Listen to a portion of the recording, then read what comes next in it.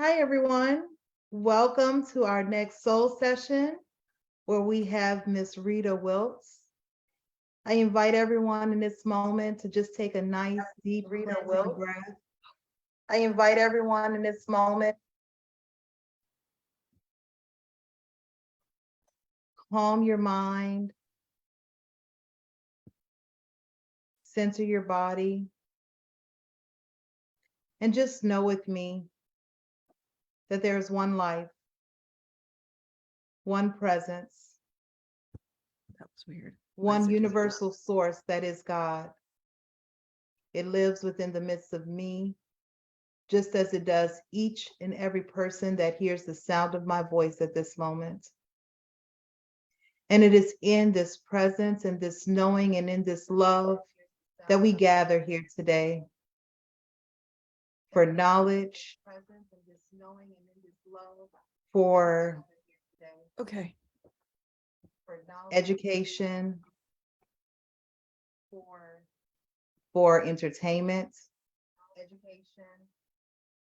and to just know how we can help one another and this world. And it is in the gratitude of knowing that we are helping one another that I relax and release my word back into law, knowing it is done, and so it is. So it is. Thank you. Thank you, Danielle. When you said one life, I heard another voice entirely say one spirit. I don't know where that came from. Could have been Lisa, could have been out of the ethers, but I thought it was cool. So I'm Jesse Jennings of Creative Life Spiritual Center here tonight with Danielle Mercadel from Creative Life Spiritual Center. She's a practitioner, our board president, and our special guest for this soul session is Ms. Rita Wiltz. Ms. Wiltz is the founder and executive director of Children's Books on Wheels in the Tamina and community and Oak Ridge and surrounding areas. And as if you follow her on Facebook or you see the updates, you see she's all over Montgomery County and beyond.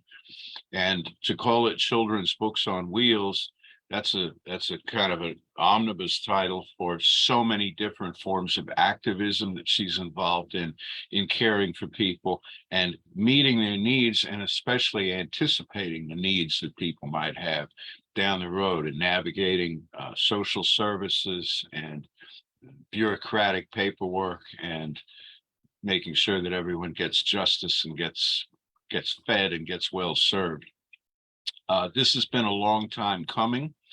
To have Ms. Wiltz on here, we have food initiative at our center through the Montgomery County Food Bank, and we focus on serving the Tamina community. It was through that we met this wonderful woman, and we have been wanting to interview her and discuss with her for the longest time. These soul sessions are recorded on Facebook. You're watching it on Facebook Live, or you're watching it on YouTube later.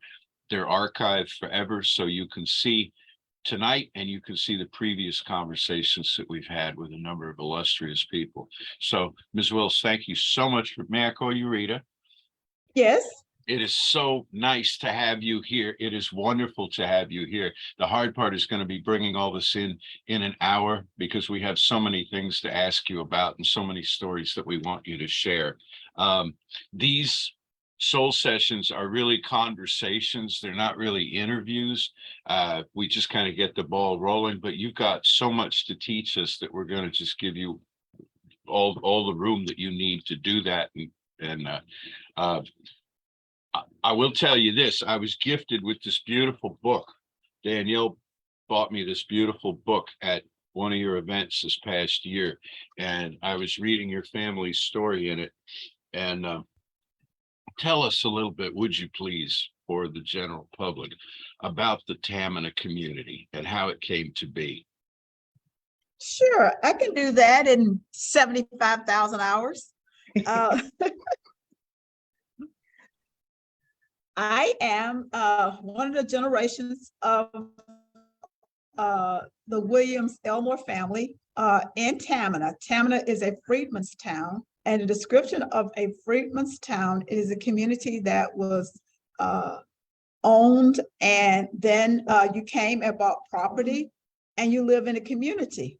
Tamina is over 100, and I want to say Tamina and the state of Texas are just about the same age. So we are here planning in the community. Our location is, we are east of the Woodlands.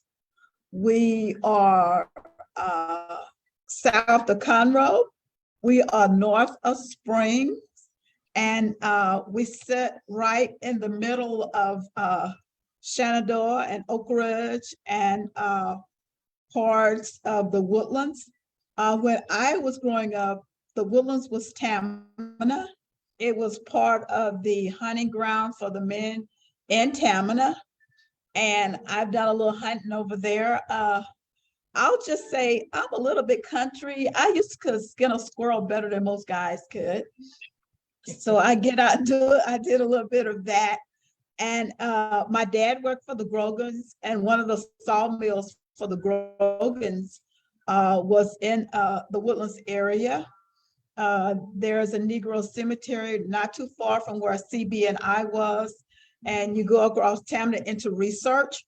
Right behind the Memorial Hermann Hospital was a lake.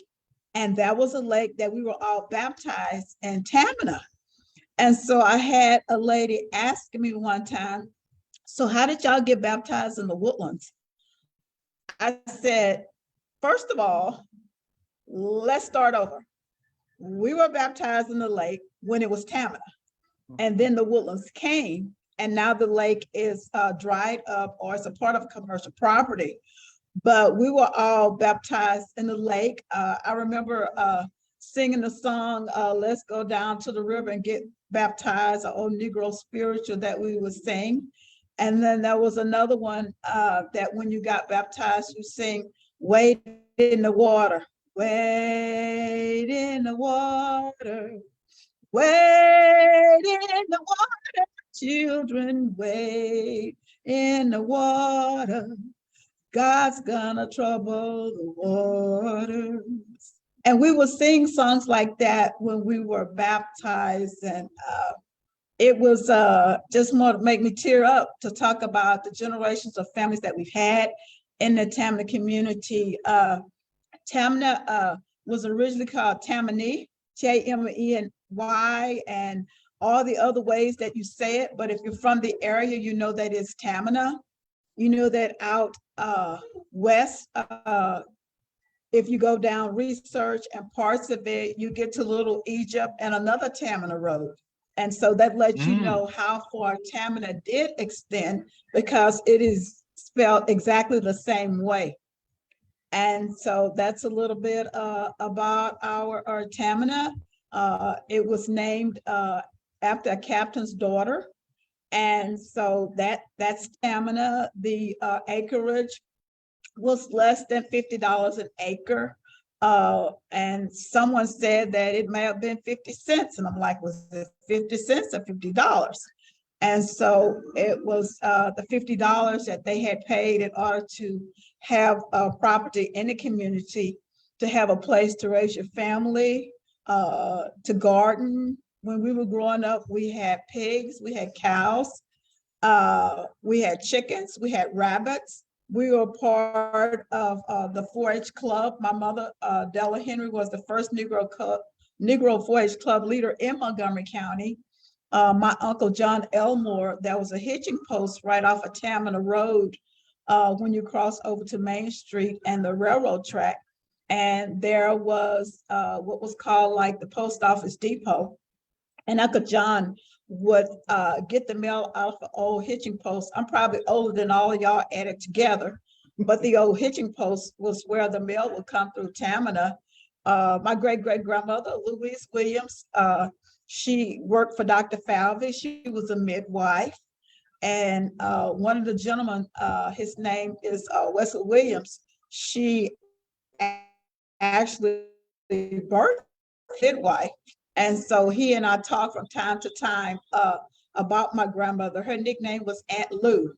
And so she actually named the Sweetgrass Cemetery. So when you get down to the Sweetgrass Cemetery and its historical value, grandmother named it. Our family has a plot there, and grandmother passed away at the age of 103. So that's a little bit about us and the Tammany community. I will tell you that with all the livestock that we had when we grew up, we knew early in life not to name it because you would probably end up eating it. So that little cow that you named, or that little calfie or that pig was probably going to be dinner. So my mother would say, don't name it because it'll probably be on the table.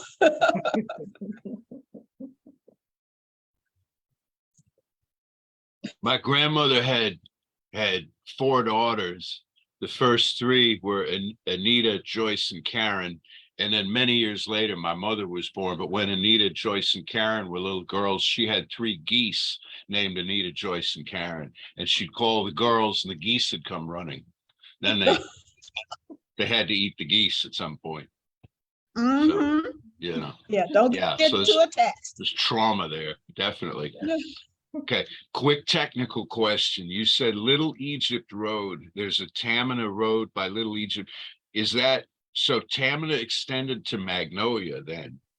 Is that are you Yes, talking about like it what extended. 1488 and 2978, like that intersection more or less? That intersection on the way to Magnolia.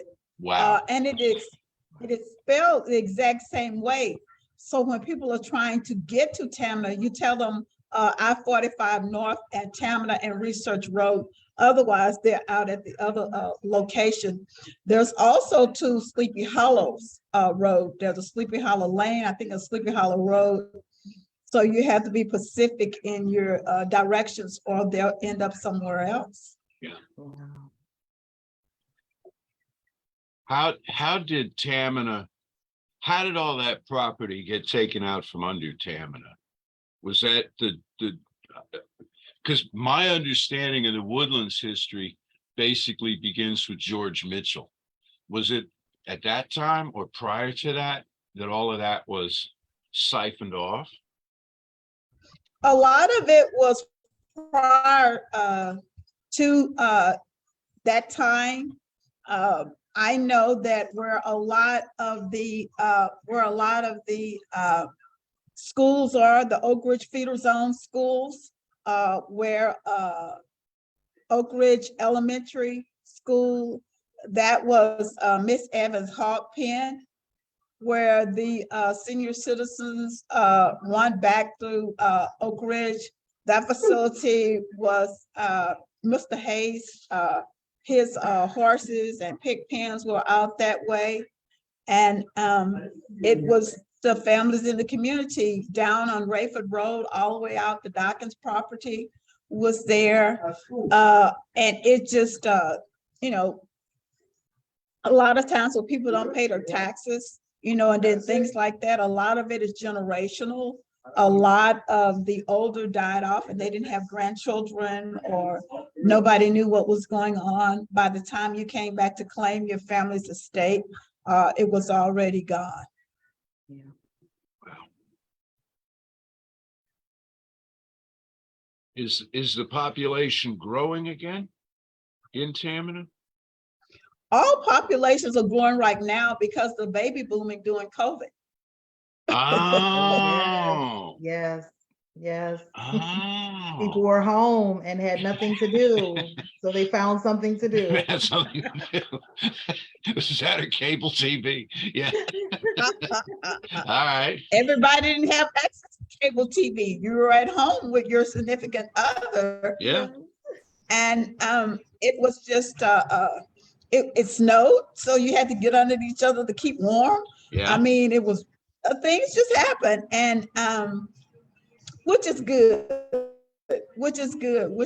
when there are, I'll tell you what our pastor used to tell us at Family Memorial, you cannot have pork chops if you don't have pigs.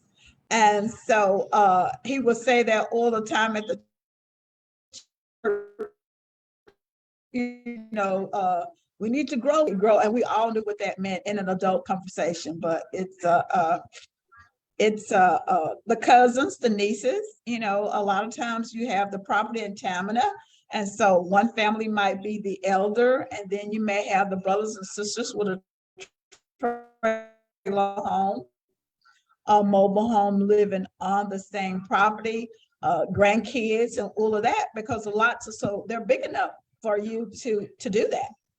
And so you have people moving in and staying in. A lot of people want to leave the city. You know, they grow up, they go to the city, and then they realize it's not what they thought it would be. You know, it's fast, it's dangerous. In the country, you wave at people, they wave back. I was told in the city, you wave at somebody, you might get the bird. You know, so it is basically just the country life and easygoing, not a lot of pollution, gardening, sitting out, hanging out, visiting. You know, there aren't the mega churches. There are churches where you can actually get to know the members and sit and visit and talk and fellowship. So the country's a great place to be. Yeah.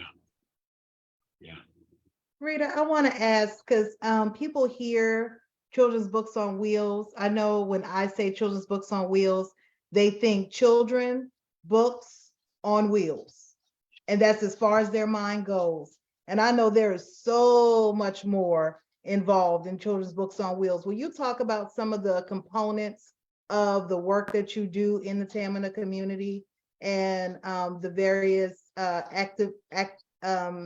activities that you have going on, please? Sure. Well, most importantly is the books, and we are mobile so that children can have access to them.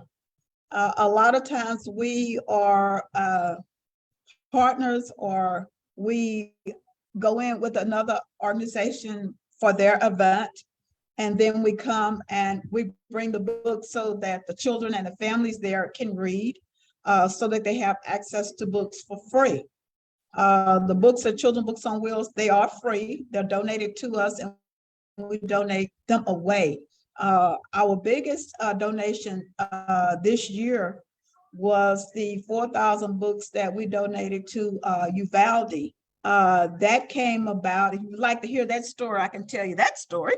Yes. So thank you. And it'll tell a little bit about also, so doing desegregation, I was in the 5th grade. And so there were students that were going to the different schools. A lot of the students went to Booker T. Washington. My family decided that you're going to be one of the students that go through desegregation. And I said, okay. And so when we were going through desegregation and we were at the schools, I made friends. So the friends that I made in 5th grade are still the friends that I have now. You know, it was new to them. It wasn't new to us because my ancestors and my grandfather are all mulattoes. So being in an integration setting wasn't that new to us. Dad worked for the Grogans, so we saw Mr. George, Mr. Horace, Mr. JG, Miss Barbara kids. So we grew up with them. We didn't live on the sawmill. We lived in Tamina, but Dad worked for the sawmill. And so what happened, my friend that I had, and her name is Helen. And so our other classmate, which was Connie, was a set of twins, Connie and Ronnie Stevens. She and I talk as part of the alumni for Conroe High School. And we kind of visit a little bit, and I was telling her about some things that I had in mind I wanted to do. And one of the things that I really wanted to do, dear to my heart, was I wanted to donate some books to the families and the students in Uvalde that was affected by the shooting. It was tragic. It was traumatizing for us to even watch it on TV. So what the families and the students were going through had to be 5 times worse than what we were doing, perhaps 10 times worse than what we were dealing with. And so I was looking at the books as a way of healing for the children, to take their mind off of what was going on, the tragedies. And so then it affected the families, the grandparents, and everybody. And I said, let's do something. And so one of my classmates, her husband wasn't going to Uvalde. He was going through Uvalde because he has a hunting lodge in that area. And so we all got together My granddaughter Haley, she's one of our student ambassadors. She likes to read. She always had, and she calls me Grannis. And so she and Grannis sit down and we start pulling books to go, and we started reading. And as you know, when you sit down with the book, you might say, okay, we'll sort these books. Next thing you know, you're reading through it again. And you're like, oh, I remember this story. Let's share this story. And so we met with Helen. Helen's husband was going through. So Mary Butler and Constance Borders, our executive board members, we all got together with Helen and we donate the books, and he took them down. We gave him a Children's Books on Wheels apron to wear during a presentation and made him an honorary Children's Books on Wheels ambassador for us. And then we sit down about 2,000 books. The books were for our target population. Our target population for Children's Books on Wheels is pre-K to 12th grade.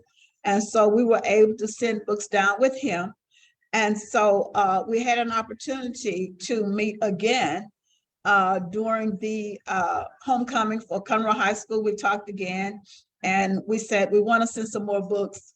And so I said, do you think your husband would mind? She says, oh, no, he wouldn't mind at all. So we talked to Dr. Winkler, we talked to the superintendent of CISD to make the connection so we could do this on behalf of Montgomery County, on behalf of the Conroe Independent School District, on behalf of Children's Books on Wheels and the love of literacy that we like to share with other students. The second group of books that we sit down were more of a self-help. They were, Christian books, Joel Osteen's, self-help books for the grandmothers, books in English and Spanish, books for the children, puzzles. We sent down Bibles that were in Spanish, which is predominantly the racial status of the people in Uvalde. And we want everybody to have access. Myself being a Christian, I knew that it would help. I know what reading the Bible can do for you. I know there's peace in it. I know that all the self-help books would help the people that were dealing with what was going on. And at the same time, a lot of the teachers and a lot of the students, the siblings, will have books to read. So altogether, the second trip, he took down about 2,000. Each one of the donations had 10 plastic containers full of books. And so altogether, we counted right at 4,000 books. And like I said, Dr. Null helped us to connect with who we needed to connect with. Helen's husband, she went down a second time so that she could make the presentation and a donation in person. And we were able to do that, to make that connection. And so we were really happy about that. And so when we looked at our books and they were driving away, I stood there. We met at Home Depot down off 45 and Tamina Road because I wanted the second trip to come exactly from the Tamina community. I thought of the blessing and everything it would be to share our history, our longevity, how we survive, how you get through it, the racial barriers, all the things that had to do with what they were going through. And then at the same time, they were dealing with death. And so what we were able to do was to send the books. And when they were driving out, I said, God will provide. And so we looked at our shelves and they were empty. And I said, you know what? It's going to be okay. And since then, different organizations have been reaching out to us. And a lot of them didn't even know about the Uvalde story. You know, they didn't know what we had done. But we were happy about that. So we were able to share that and the games and the love of reading to the children. That's a reach we've had. One of our longest reaches was the books that we sent to Ghana. So one of our board members, her husband is international and domestic components. And so we were able to ship books to Africa. We made a history lesson out of it. So the books left from the port of Houston in a container. And we did the history of how they went down the East Coast and how they were able to arrive there. So we tried to make every donation or everything that we do have a lot of meaning. And we also pray about what we do and how we do it and the way we do it. We know there's a separation of church and state, but I have other sins. It's not going to be because I can't give somebody that's in need or somebody that wants a Bible. So we make those connections, and we donate books at different sites for the children and for the families. During COVID, we were able to make a lot of donations. We did a project with A&M during COVID, and COVID is still here. It has not gone. The numbers are down, but it's definitely still here. There still is the need to wear a mask. When someone sneezes or coughs on you, it's too late to put a mask on. Most of the time you should already have one available, or hand sanitizer and PPE, so that you can make sure that you remain healthy and get boosters and get the vaccines. And we were able to work on those projects. We worked on both sides of the aisles to make that happen, because if you can't do that during an epidemic, I just really don't know what a pandemic and all means to you if you can't come together to save lives and to make it safe for everyone. So we were able to do a lot of things like that. That was education and awareness. We have a component, a health component, where we work with the LGBT population to make sure that we provide and breast cancer awareness. So we have quite a few things that we do, and basically it's for the whole family, and it is accepting people where they are, and not exactly what you want them to be, but it's accepting people where they are to provide the services that they need so that they can be sustainable, so that they can have a better quality of life. Wow.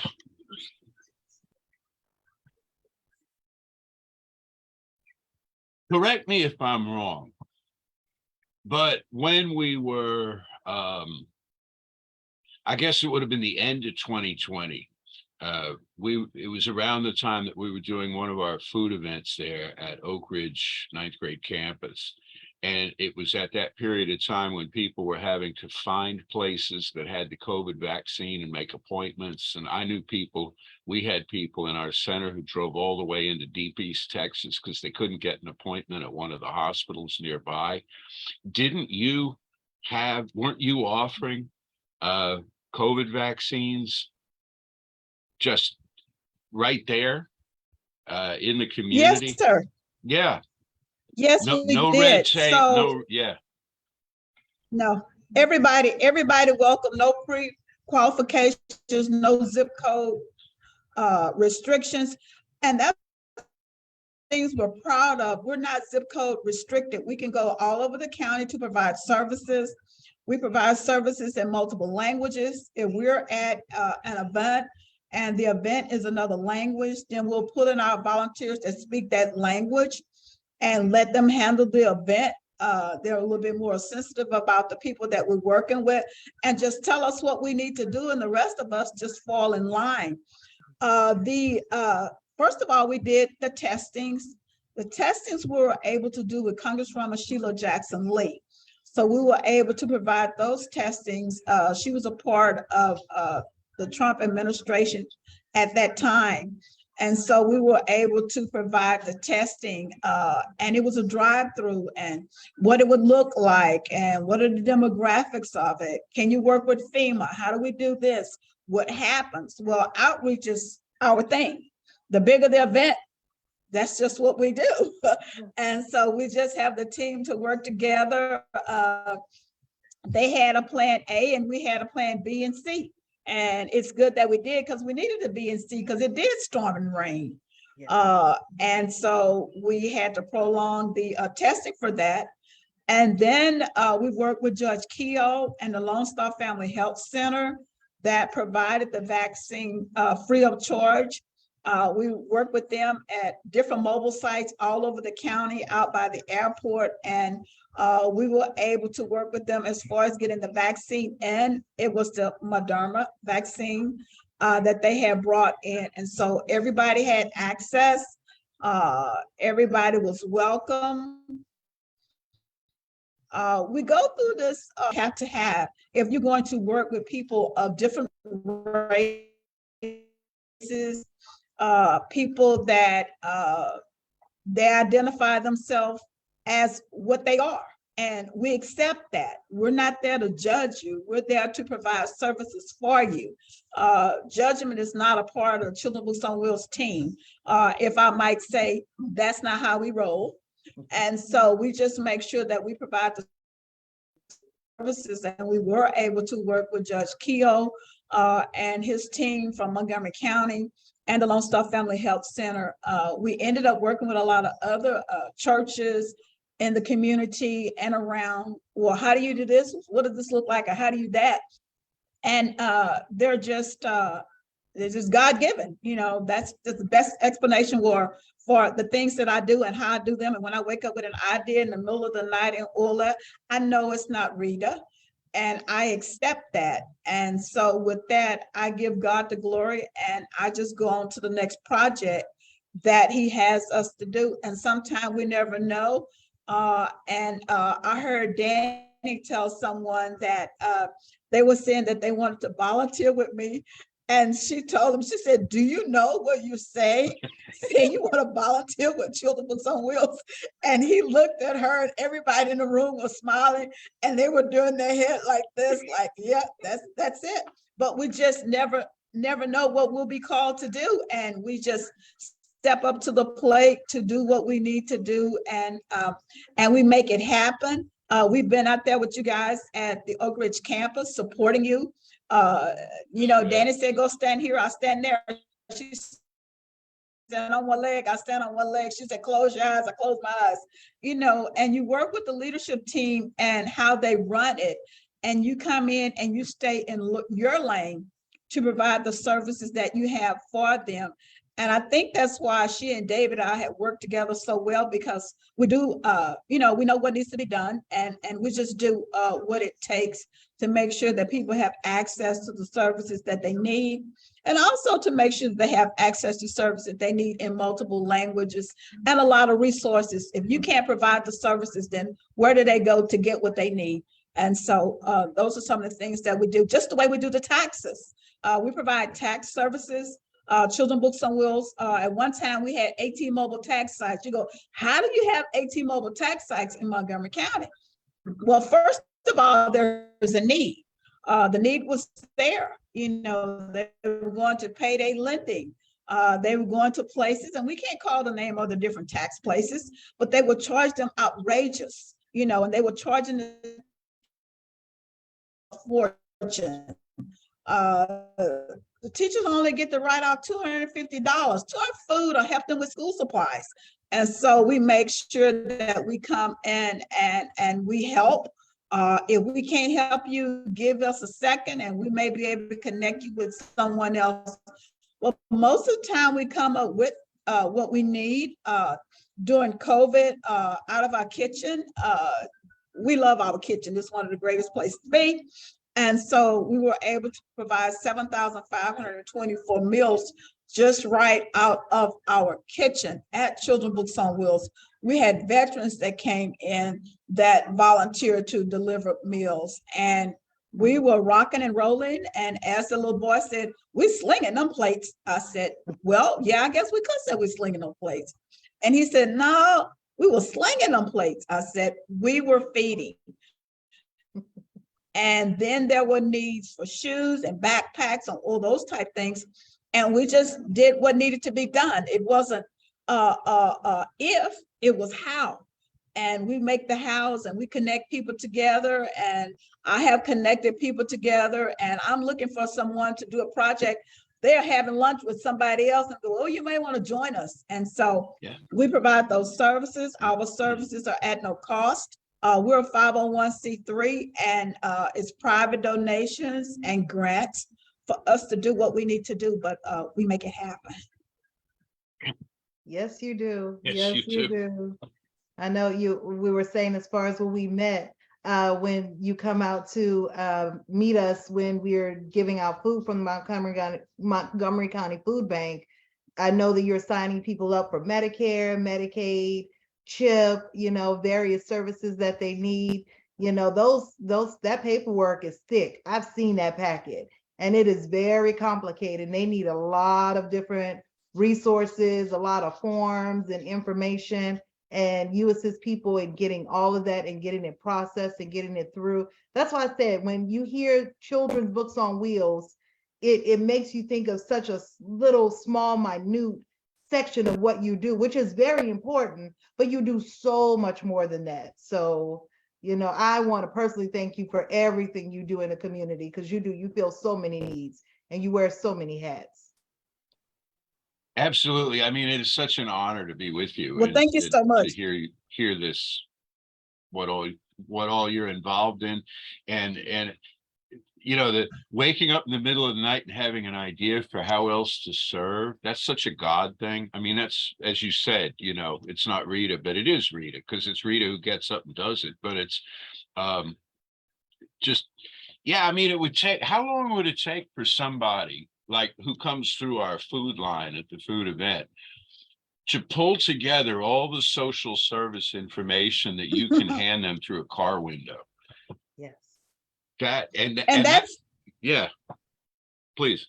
And that's when that and a lot of times that's when they're in need, and you stand there, and I have the strength and the energy to do it, and I look back under and go, how did I do it? It's been we've been standing here 3 hours. Yes. But it's what they need, and it becomes a part of being mobile. Everything is mobile, and we pack it up and we have it with us, and we have a compartment for this, we have a compartment for that. And those families that are coming through, they're coming through to get food. Then they probably need access to food stamp applications. If that family is coming through and they can't take their baby to the doctor because they don't have any insurance, they qualify for the services.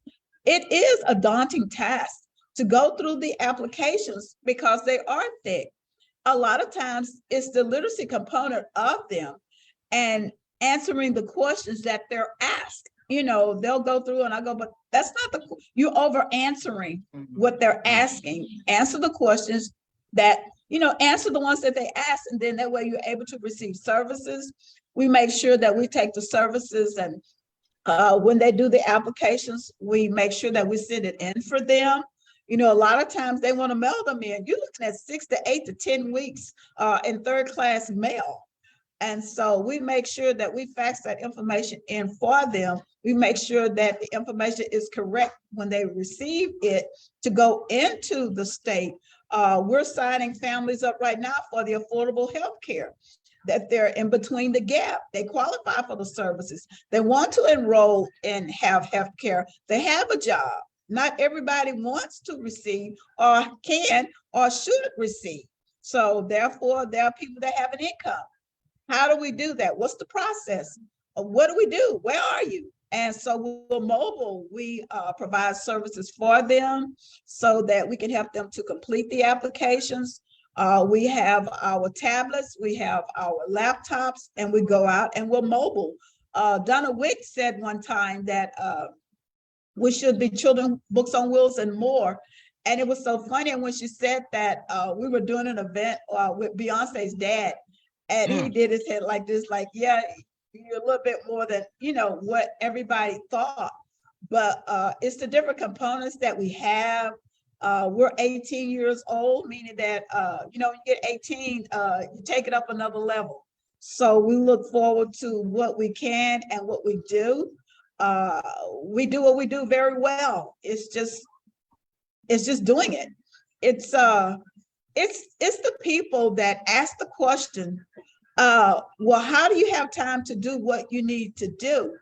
And then there's always one crisis right after another as far as services and what people need.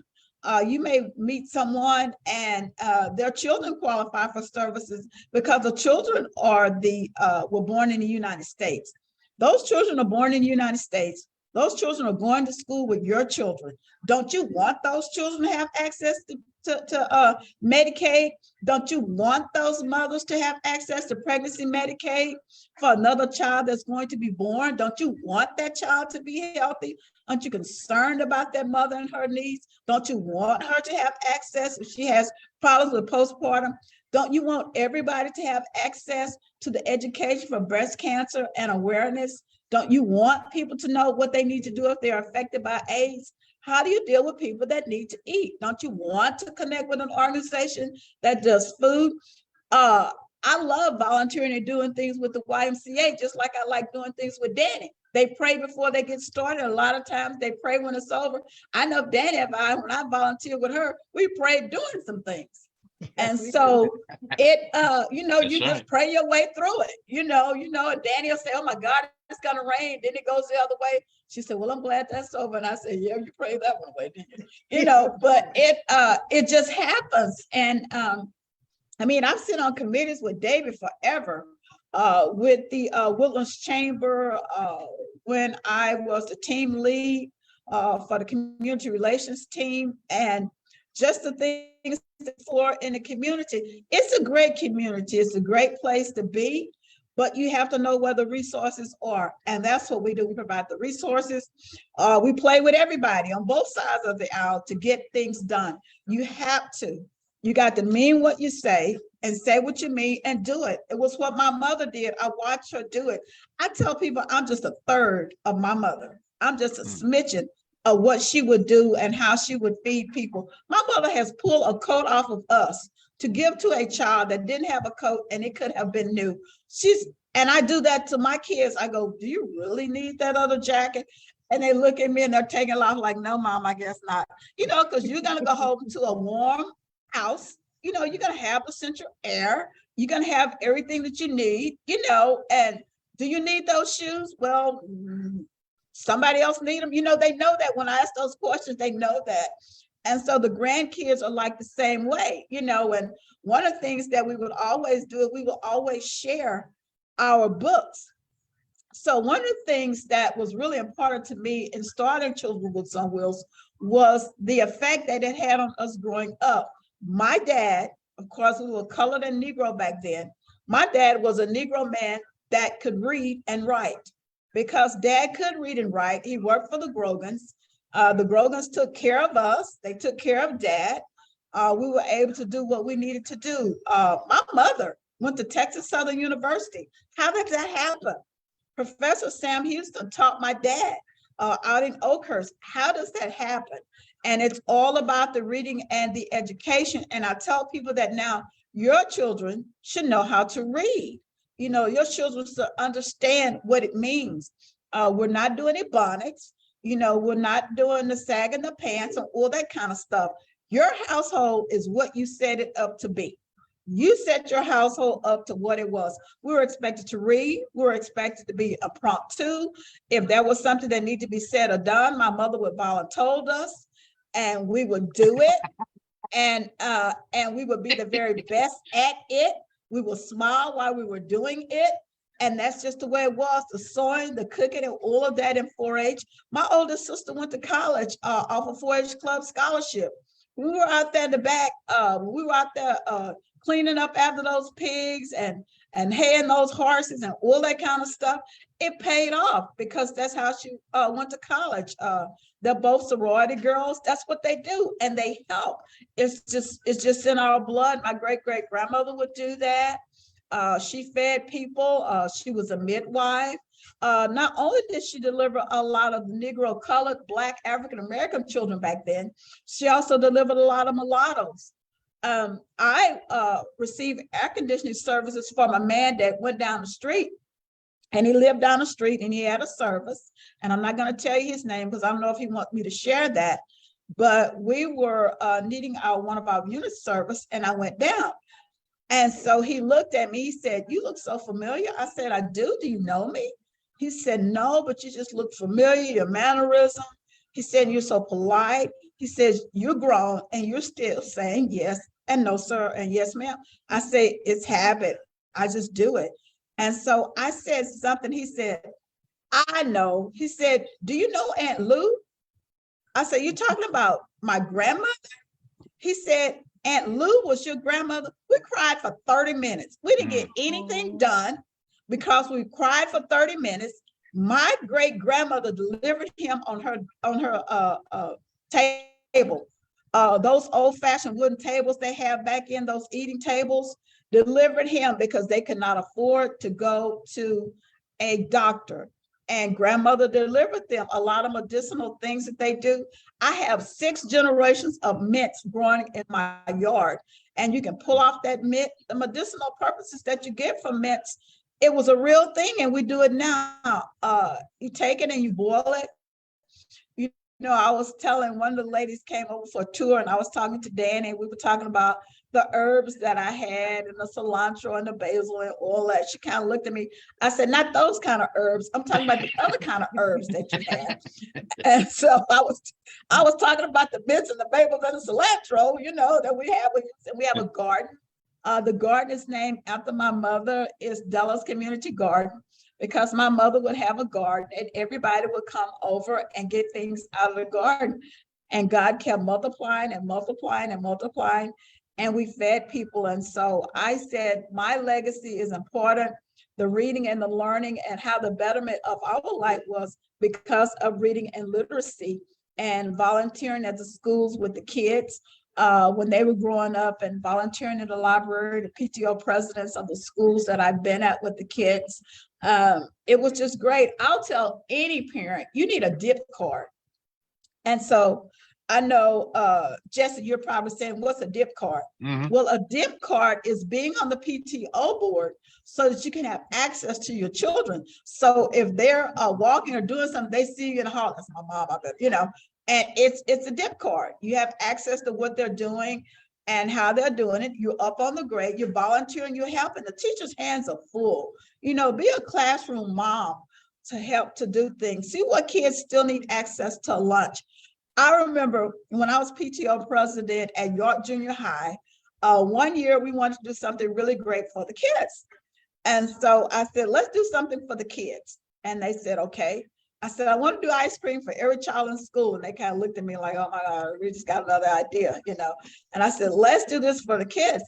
And so Sam's was here. Sam hadn't been in the neighborhood too long. So Sam's was located right off in Shenandoah. And I said, let's get in touch with Sam's and do ice cream. And so when I talked to Sam's, they said, you want what? I said, I want ice cream for every child at York Junior High School, and the teachers and the bus drivers and everybody came through. I want to do that. And they said, we can do that. What kind of ice cream do you want? I said, oh, it has to be Bluebell. They said, you gotta do blue. They said, you gotta do Bluebell for all the kids. I said, my children eat Bluebell. All the other kids are gonna get Bluebell. We're not doing generics. And so every year we would run around when it was time to get our student appreciation, and the kids knew that Miss Rita was gonna get them Bluebell ice cream. So that's This what is we did. Texas. It had to be Bluebell. It's Exactly. Are you kidding? That's the only ice cream. It's the only ice cream there is. You were talking about, I'm sorry, Jesse. Did you No, have a please go question? ahead, Danielle. You were saying, as far as you were 18 now, you were growing up, you're expanding and evolving. I know for certain you have this new project that you are just now getting started with, the Dolly Parton Imagination Library. Can you tell us a little bit about that? Oh, yes, we love Dolly, Dolly, Dolly, Dolly. So Montgomery County now has the Dolly Parton Imagination Library, Montgomery County Children's Books on Wheels. You say it all in one breath. What it provides is from ages 0 to age 5. Our target population is pre-K to 12th grade, as I had mentioned. So we need to do something so the children that we can't reach, because Montgomery County is so rural. There are parts of Montgomery County you drive through, you still don't have phone service. It's like the commercial. Can you hear me now? Can you hear me now? Can you hear me now? And so we wanted to make sure that all children have access to books. So we worked with one of our community partners, was Mr. Donnie Buckaloo, and we were able to launch the Dolly Parton Imagination Library from one of our own, Mr. Buckaloo and his family here in Montgomery County. So we were able to launch it. We have a cutout of Dolly. that we have with us, and our Dolly Parton Imagination Library team, our ambassadors, they're led by Rebecca Richardson. And what we do is make sure that there are funds available so that children in Montgomery County have access to books that are mailed to their home. Can you imagine being a little child and you getting a book every month from the time you're born until you turn 5 years old? What a library they would be building for themselves. And so we're excited about the Dolly Parton Imagination Library, all that it does for Montgomery County, north, south, east, and west, all the zip codes. It's a big hat when you think of Texas and the cowboy hat, how big that hat would have to be. But it's something that we provide for them, and we are excited. We're doing fundraisers right now so that all children can have access to books, even the kids way out in the other side of the county where they have red clay dirt, the ones on the dirt roads, the one and all. And one thing about the post office is going to get to them. And so what we do is make sure that there are funds available for those zip codes based on the census that we were a part of the census process when it happened a couple of years ago. So we're excited about that. Thank you for asking, Danny. I forgot about the Dolly Parton Imagination Library, and I always want to share it. You didn't forget? I always want to share it because it's a great thing for the county. Not every county has a Dolly Parton Imagination Library. It's quite a bit of hoops that you have to jump through, but we were able to do that, to make that happen. And that's what we like. We like to roll up our sleeves and do another project and then another project. We're launching our Roots of Change Alcohol Coalition that we have that will be working. We've already gone to DC. I'll tell you, when we were going back and forth to Pennsylvania, and then we had to go to DC for the graduation. Verla and I, yes, we did wear our cowboy hats and our boots when we walked across the stage to represent Texas and Montgomery County. Yes, we did. They weren't saying y'all when we left, but they were real close to saying it. And so we were able to do that. So the Roots of Change Alcohol Coalition, Montgomery County, that is no underage drinking and driving. That is bringing attention to the parents, because you can afford it. You don't give a keg of beer and give everybody's child a beer. If you do, you're going to be in trouble if something happens to that child on the way home, because you're not authorized to give someone else children beer. Is drinking and driving. I was in a horrible accident years ago because of drunk driving, and I know how important it is. And people tend to drink during the holidays to celebrate and all that. Yeah, well, go ahead and get someone to pick you up, give you a ride home. And now there's Uber. There's no reason for you to drink and drive on the roads. And if you look at the stats, the I-45 corridor, it's one of the worst as far as in the country. When we were in DC, we heard that enough about the I-45 corridor and what it meant: wrong way driving, drinking on these rural country roads that there are no lights, a bunch of curves, then there's the deer that might jump out in front of you. So you got the deer and the alcohol, so that's not good. So we're making sure that that is happening as far as the awareness of the drinking and driving. The component of that, it falls on our health literacy component. And then our financial literacy piece is the free taxes that we do. And then our garden falls under the health literacy. And you know why the kids say that Miss Rita's going to tell you potato chips aren't vegetables. We do the training to let them know the nutritional value of what you eat and how it's processed. So we want them to have food straight out of the garden. A lot of kids didn't really even know what that was. When you get a tomato or something out of a store, you got to wash it and rinse it out.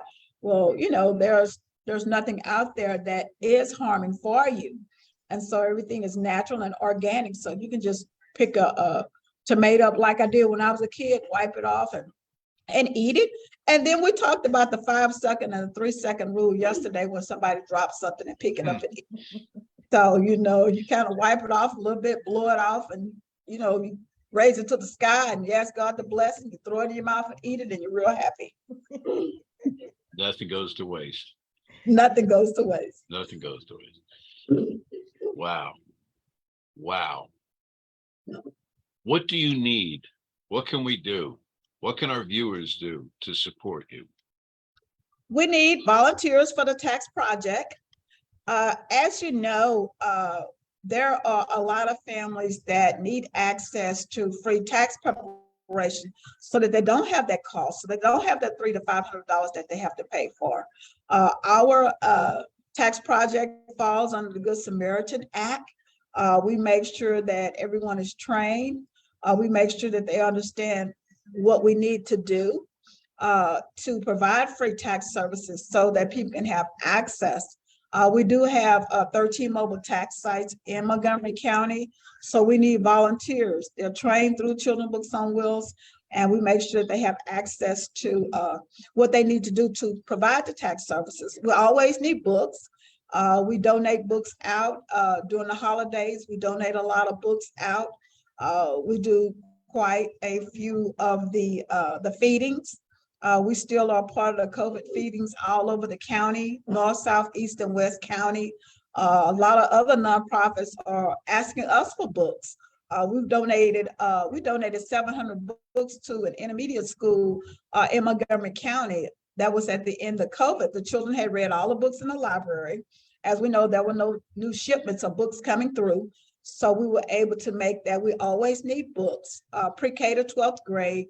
Some of the books that we have when we go to the undisclosed location where women are in hiding from domestic violence, which is another one of our components, we make sure that we take books for the moms to read, the grandmothers to read. And believe it or not, there are a lot of men that go through domestic violence. There are quite a few of men that are going through domestic violence, but they're embarrassed and they're not telling anybody that that's what they're going through. So we see a lot of men that we work with that need help. We see a lot of men that need that woman component to ask questions and stuff. You've never been asked questions to, you go somewhere and someone, can you watch the kids while I just want a bath? Can you do, I just want a bath. Can you do that? You know, because then, you know, as mothers, we know that no time is sacred. You know, what are you doing in there? Well, I thought I'd take a bath, but it's okay, you know.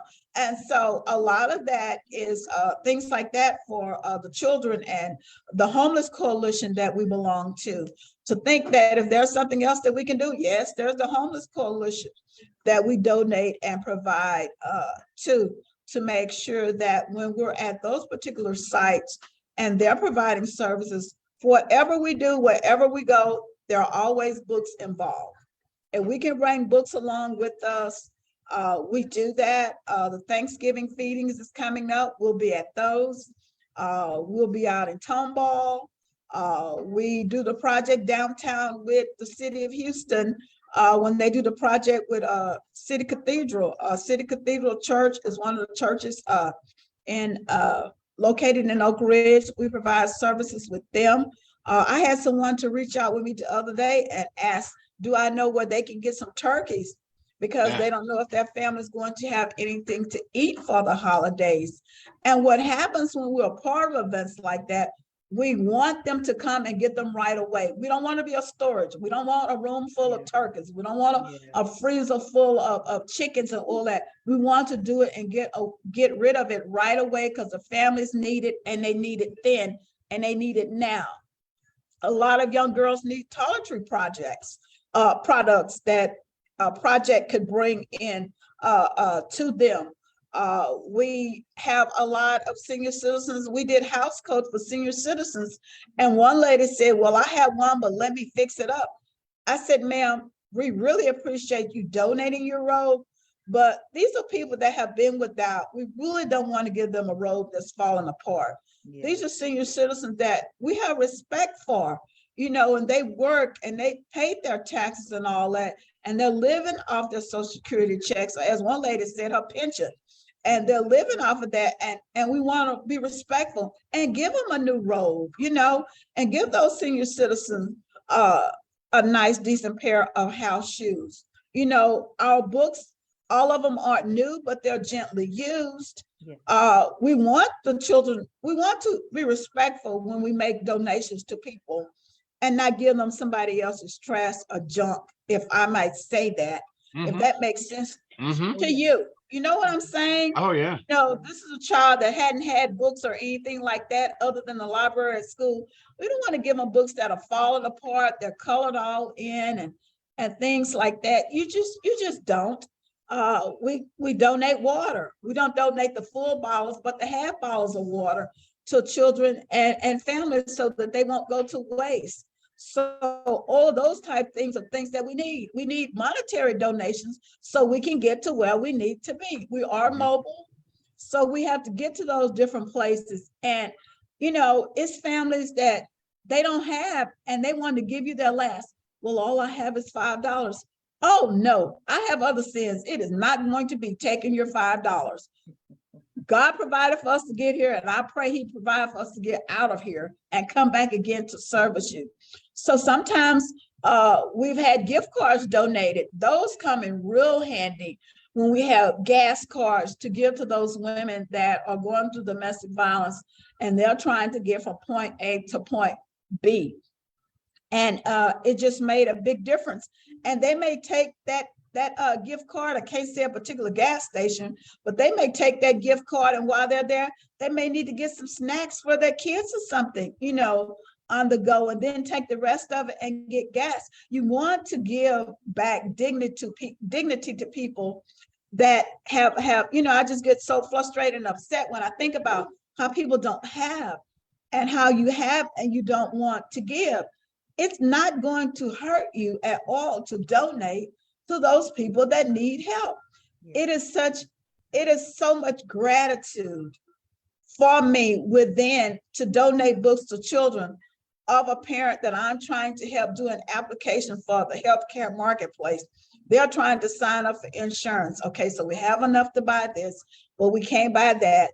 And then the children get a book. The children are occupied while the parents are doing the paperwork. You have snacks for the children to eat. You have a bottle of water and things like that, so that you can give and you can help. If you're going to help. If you're going to complain, not at Children's Books on Wheels, please don't, because we really want to help the families to do and have access to the resources that they need. And we're everybody's friend because we volunteer with all the nonprofits. Well, this nonprofit may not do nothing with that nonprofit. It's kind of like it was when I was growing up. When you're at my house, you're going to play together. Now, when you leave, you may not talk, but everybody come over here. We're all going to play, and my mother made that a rule. Okay, here we're going to have peace. Now, y'all might fight when you get outside the driveway, but here we're going to have peace. It's the same thing when we're providing services to nonprofits, and we invite another nonprofit to the table and, get along while you're here, because we need to do this. We don't have time for what you're doing. Aren't you the nonprofit that wants to help people? Didn't you just get all this money donated to you? Don't you have that? And so let's just work together to help the people in our county. Let's work together to make sure that students have access to what they need. We are the after-school site for the YMCA. We donate the facilities so that the Y can be here, so that when the children get off the bus, they'll have a place to be. Not all moms are welfare moms. There are a lot of women that want to work. What job is going to let you off at 3 o'clock to come and get your children off the bus and then come back? You got to have a place to be. It needs to be a safe place. It needs to be a place that they can trust. We donate the space to the YMCA so that the children can get off the bus, and they facilitate it. And then, we'll work to see if the kids need something to eat. Well, the children need something to eat. You need to feed them before they go home, because they may not have anything to eat, or it may be a different variety of what they have and how they have it. And so I just get very passionate when I talk about what the children need, and working on both sides of the aisle to make sure that we provide access to families, children, what they need, donations that are made. I have people that they want to make a donation. I said, just buy the water then. If you want to donate water, you worry about what are we going to do with the money? I mean, really? Just buy the water and donate the water. And then that way we'll have the water. You want to donate food to families, and you really don't want to go to their homes. They can come by Children's Books on Wheels and get what they need.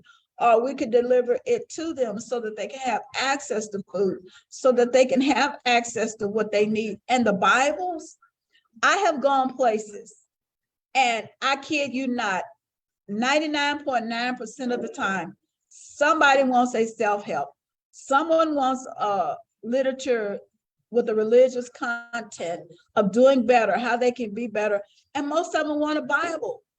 You know, they want a Bible, and you think they don't have a Bible, but then we have the Bibles that are donated to us so that we can donate them out. It's just amazing. And so when we sent the books to Uvalde, one whole container was full of Bibles in English and Spanish.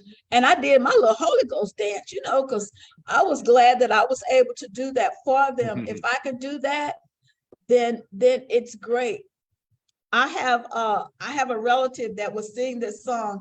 If I could just help somebody as I pass along this narrow way, then my living would not be in vain.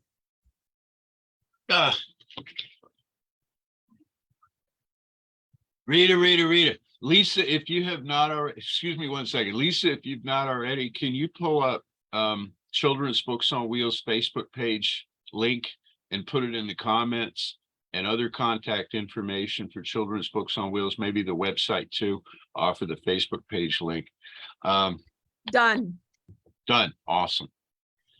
Have we Thank you. questions? I Have we- know that Rita has a flyer about her tax prep.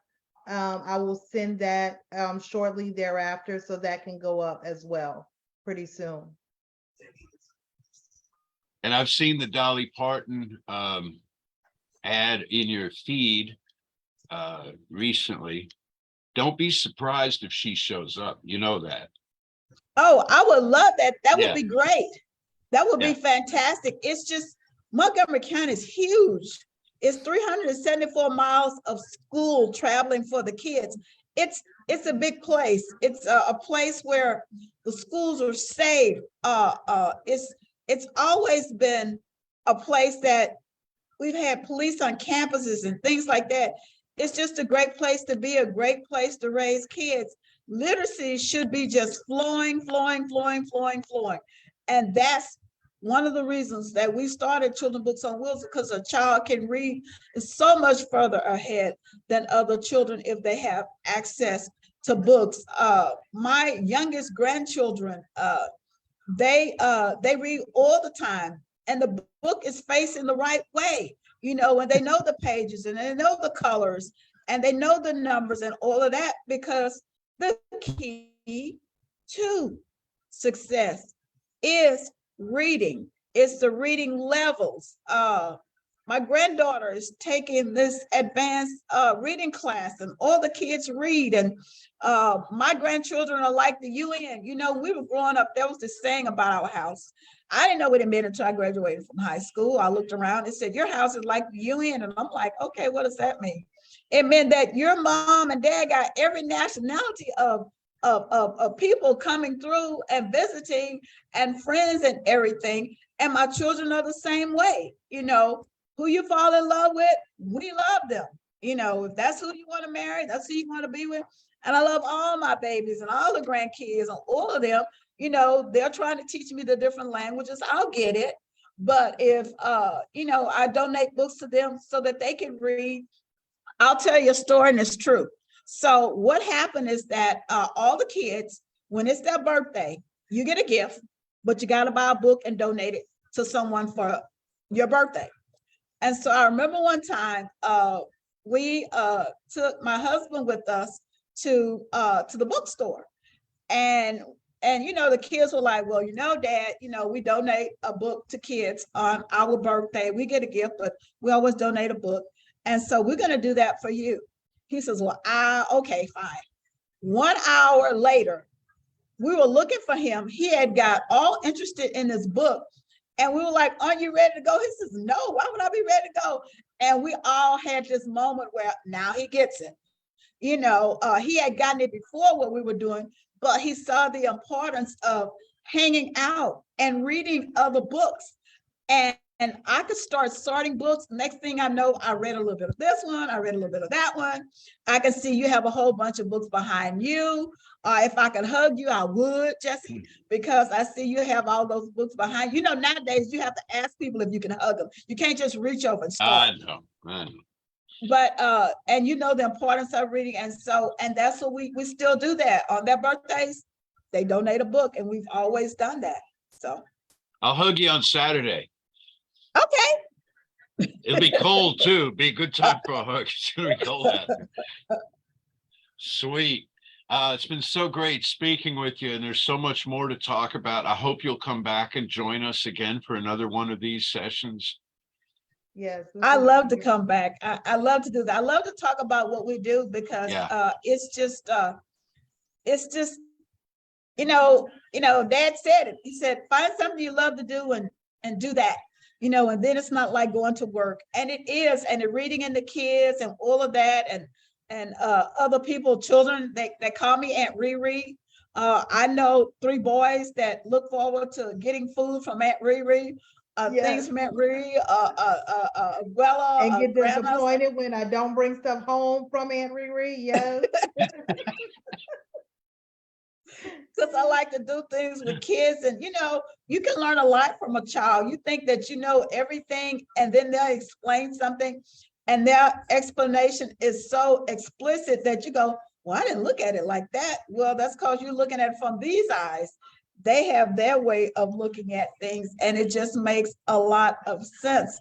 I mean, when you hear about the kids, and they were talking about potato chips and how to do vegetables, and when they're new, they come in like that, and the other kids are waiting for it. They're like, she's going to tell them in a minute. She's going to say it. Potato chips aren't vegetables, but there's so many learning opportunities for you and people, and you learn from each other, and what you learn, you share to make it better for everyone. The 4-H Club motto is to make the best better, and you do that, and you share, and you do it with your whole heart. And with your whole heart, I know my rewards are here on earth. There's a heavenly reward that I want. And I'm a Christian. I am. I wouldn't be anything else. There's no way I'd rather be than that. There's that old song, there's that other song, that they sing about, there's no place I'd rather be. It's just no place you'd rather be than sharing and doing things. And people like, you should be a millionaire. I said, I'd probably give it all away. But it's just making sure that people have access to what they need, and just help somebody. I mean, be kind.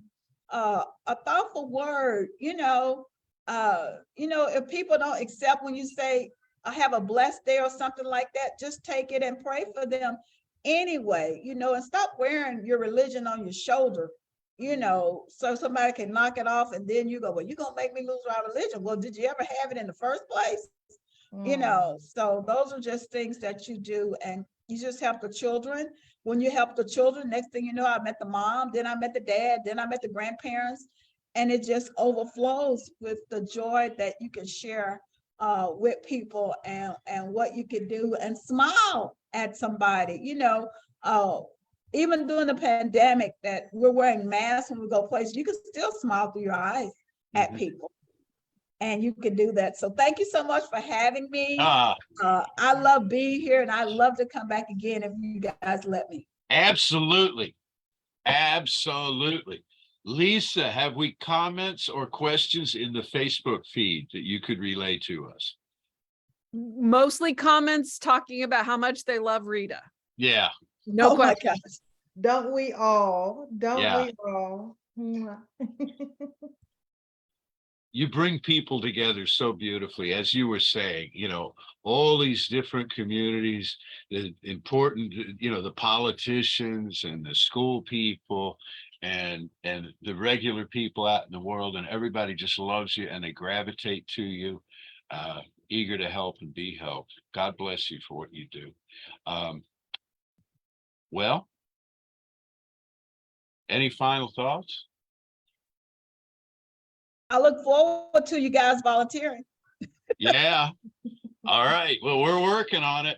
We're coming back. We've been, COVID kind of hit us hard, and we had a lot of deaths in our community of leaders, and it's been a struggle, but we're on our way back, and we will be there. And I know Danielle is there for you now, pretty much every time, I think, because I see her her updates and things, and more of us will be shoulder to shoulder with you in this work. She represents you guys very well. She really does. One of the reasons I was gravitated to her because her kindness, you know, and she's like me, you know, nobody's too icky that we can't help them. Okay, we got wipes, we'll do that. We'll, you know, but in the meantime, they need us now, you know, so let's help them now. And I've seen her do that. I've seen her help people. Well, let me help you carry that, you know, and it's too heavy for all of us to carry. But she goes, well, let me see what I can do. And she's raising the boys to do that. And it makes a big difference when you can do that. You have that heart. And I said, oh my gosh, are all of you like that? She says, yes. She says, do you know David? I said, yes. And so he and I have been on committees together, you know, to chambers and things like that for years, you know, and I said, okay, so they're all like that. That's good. Yeah, thank you. Thank you. Thank you. Thank you. Thank you. Well, I guess that's that then. Lisa, anything else from out there in the world? No, let me check one last time for final comments. Nope, mostly just thank you for doing what you do. Okay. You want to ask Sandy if she wants to join us to say hello? Well, she's out there on the Facebook, so She's out there on the Facebook. Okay. Yeah, what I'm All gonna right. do is I will go ahead and end this stream, Okay. especially since my phone is going off again. And we will end this broadcast and reconvene. All right.